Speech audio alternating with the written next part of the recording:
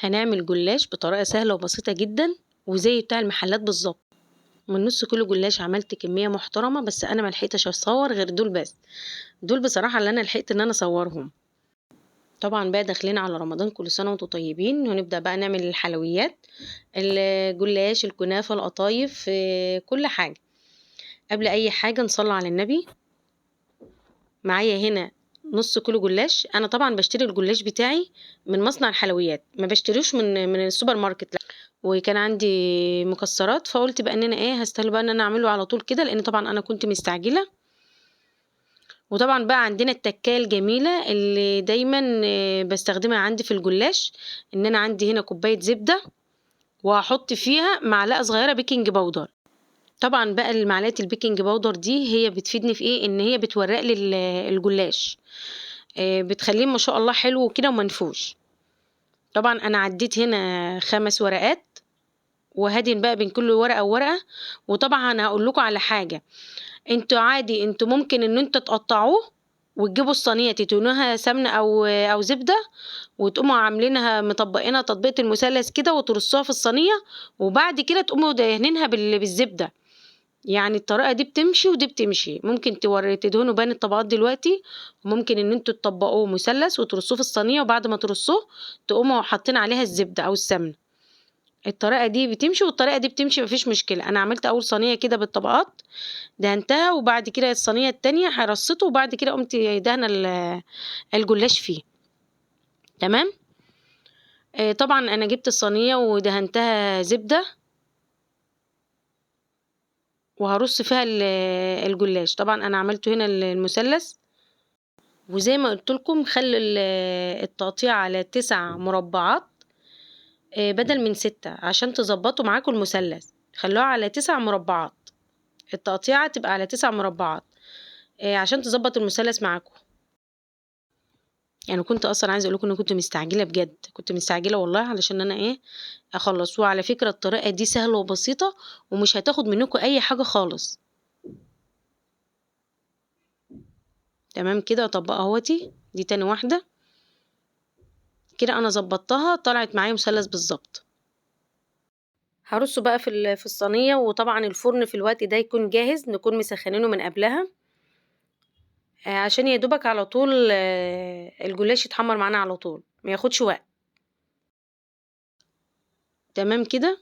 معايا هنا بقى كوبايه لبن كبيره، هحط فيها 2.5 معلقة نشا، وهحط فيها 2 معلقة سكر. طبعا انا مش هكتر سكر ليه؟ لان طبعا ان انا كده كده هسقيها بالسيرب بتاعها. يبقى انا معايا كوبايه لبن كبيره، عليها 2.5 معلقة نشا او كاستر، ومعلقتين سكر. طبعا هدوبهم كويس وهرفعه على النار، واحط رشه فانيليا. هرفعه بقى على النار. هنا بقى انا طلعت الجلاش بتاعي اهو، هسقيه بقى بالسيرب. لازم السيرب يكون بارد، الجلاش سخن والسيرب يكون بارد، المحلول او العسل يكون بارد. وبعد كده بقى هسيبها على جنب كده تبرد شويه، عشان اقدر ان انا احشي بقى.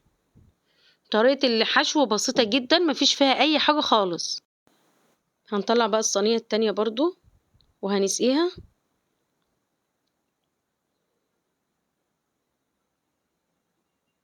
يكون التانية بردت، وهنبدأ بيها ان احنا نحشيها. طبعا طريقة المهلبية او النشا طريقة بسيطة جدا، مفيش فيها اي حاجة خالص، ومش بضيف لها اي اضافات علشان احس بطعم الجلاش بتاع زمان. شايفين؟ انا عايزة بقى الحجم ده، لان طبعا لما تبرد شوية هتكون مسكت برضو سنة. تمام. هنا بقى انا هاخد الجلاش هفتحه كده بالراحة، هفتح بقى بالراحة كده، وابدأ ان انا احشي بقى بالمعلقة زي ما انتم شايفين كده. طريقة الحشوة بسيطة جدا، مفيش فيها اي حاجة، وجميلة وبسيطة، وبالطريقة دي بتحسسك بجلاش زمان بصراحة. طبعا بقى انا كان عندي هنا شوية مكسرات، سوداني على مكسرات على زبيب على جوز الهند. بعد ما بحط الكريمة بتاعتي ببدأ بقى ان انا احط عليها مكسرات.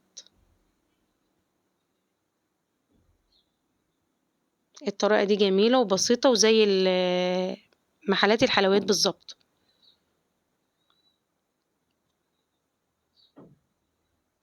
هكرر بقى بنفس الطريقة كده لغاية ما اخلص الكمية بتاعتي.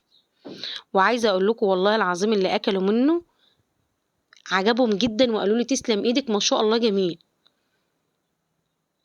دي بقى الصينية بقى الأخيرة اهي.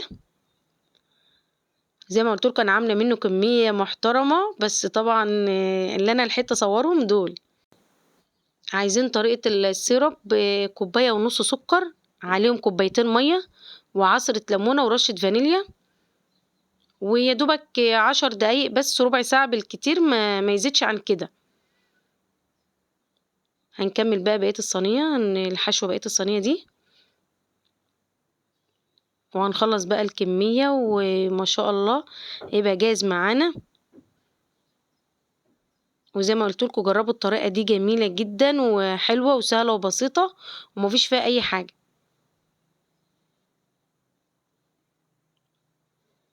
شايفين بقى الجمال ما شاء الله، بجد بجد والله العظيم جميل وما شاء الله القرمشة فيه جميلة جدا. ولو قعد معاكل تاني يوم ما بيطراش، والله العظيم ما بيطرى خالص، بيبقى بنفس الطريقة وبنفس القرمشة، بيبقى طعمه جميل. انتوا طبعا شايفين اللون بتاعه عامل ازاي والشكل بتاعه يدل ان هو ما شاء الله الجلاشة مقرمشة مش طرية. انا دايما بحب ان انا اعمل حلويات ومعجنات. دايما بلاقي نفسي في الحلويات والمعجنات، مش عارفة ليه. على طول اعمل حلويات ومعجنات عن الاكلات. يا ريت لو عجبكم الفيديو ما تنسونوش في اللايك وكومنت حلو منكم، واللي لسه اول مره يشوفني يا ريت يعمل له متابعه. واقول لكم دمتم بخير وفي رعايه الله، وان شاء الله استنوني في وصفه جديده وفي طريقه جديده وفي فيديو جديد.